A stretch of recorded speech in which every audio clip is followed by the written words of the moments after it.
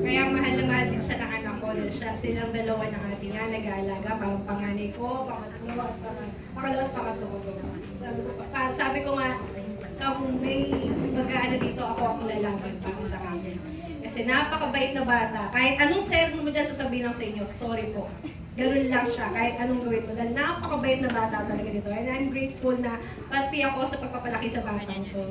Na lumaking mabait, masunurin, matalino na rin, paminsan-minsan. At alam mo namang mahal na mahal ka namin, nandito lang kami lalo para sa'yo. Kami ang bubuo sa hinahanap mo. At hindi ka kulang, kami ang bubuo. I love you, happy birthday. Thank you very much, Ms. Michelle.